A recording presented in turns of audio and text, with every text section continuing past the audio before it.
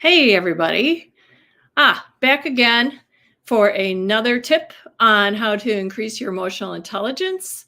And the only reason to do that is you want to be more successful in your work and all across the rest of your life. Increasing emotional intelligence takes practice, but so doable.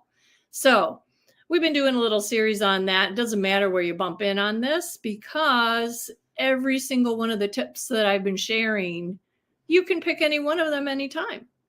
So let's talk today about a technique that will help you reach your goal. It's really hard to make changes, and everybody encounters obstacles when they're doing that.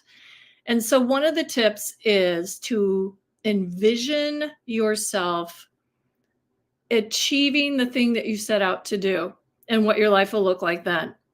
So the reason that this is really important is because mental rehearsal and mental practice helps change your mindset. It helps change how you think about your ability to do something. It helps you practice in your head how to do it. And it is very motivating. So let me give you an example. I was teaching nurses in a hospital of how to take better care of themselves by being more assertive with really cranky patients and really sometimes very cranky family members visiting those patients. This is a big problem that we have today in healthcare, and the incivility in our culture is coming right in the doors for people who have to take care of folks in hospital beds. So one of the things that I was teaching was, imagine yourself going into the room and you have been yelled at, cursed at, maybe talked down to been treated rudely by either the patient or the family members. And you really don't want to go back in there. But if you envision yourself going back in and saying something like, I'm glad to take care of you and your needs. Please, you need to treat me with respect as well. It's a two-way street here in the hospital, and I'll be serving you as well as I can. However, if you swear at me, curse, etc., I'll leave for 5 minutes and then I'll come right back because that sort of behavior is not accepted here. All right, cut. So having a healthcare provider actually imagine themselves going into the room in advance, you're thinking it through, thinking about what you would say, knowing what the person is going to say back to you in this particular case. They may not receive it well, but you keep going. You set a firm boundary, you do it with respect and kindness, and then you follow through. So whatever your goal is that you're trying to change, for instance, in this case, those nurses were trying to increase their assertiveness and that's a way that they could take better care of themselves throughout a long shift. Nobody deserves to be treated poorly. And so they were setting themselves up for success on that. So what's your goal? How do you see yourself having achieved it? Maybe it's a weight loss issue.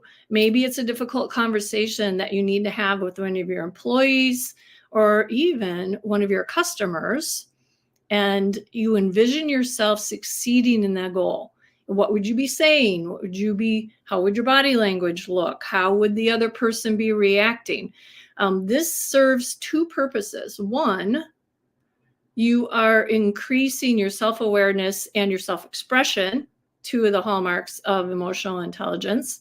And you're also perhaps envisioning a good result in working with someone else that might be a little tough to work with, or you've been hesitating to work with or have a discussion with. So that increases your interpersonal skills as well. So rehearsal, i.e., envisioning yourself doing the thing, whatever it is, and the outcome, and it's a good outcome, helps you prepare to go do it. And the more you can do this, the easier it will be to have yourself go into a situation and be successful. You've heard about people posting things on their refrigerator, the lake house they want, the body they're aiming for, whatever that is. It's the same idea. You put in front of yourself the outcome that's positive. And what that does is it changes your thinking from maybe, oh, I don't know if I can do this, or this will be too hard when it gets really hard. Maybe I should just quit. It keeps the vision out there of what you're trying to achieve and helps you stay motivated. Now, granted, a lot of this stuff isn't easy to do. Otherwise, we'd all be doing it all the time. And that's where coaches come in. I work with people to help them do the envisioning, to hold them accountable, to think about the roadblocks that are going to show up on their journey to change, and bust the roadblocks down, hop over them, go around them, because you will encounter obstacles to change, and keep going.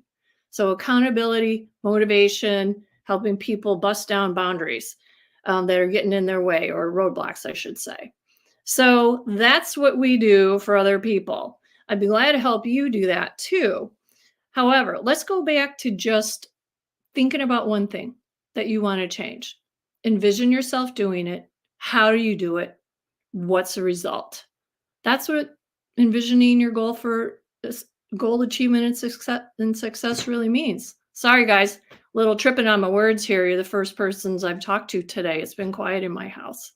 Anyway, I hope this is helpful to you. Please do this for yourself and write down the vision. Write it down, because getting it out of your head and onto paper and reading it over and over again as you try to work forward is very helpful. So I hope you have good success with this and some of the other tips that I've offered to you. To work with me, all you need to do is go ahead and reach out to me on LinkedIn, or go to my website, cleocoaching.com/contact. Just get a hold of me if you have any questions or if you want to know more. And glad to keep working with you this way. Next week, another tip for helping you with something that'll help yourself. All right, see you then. Bye.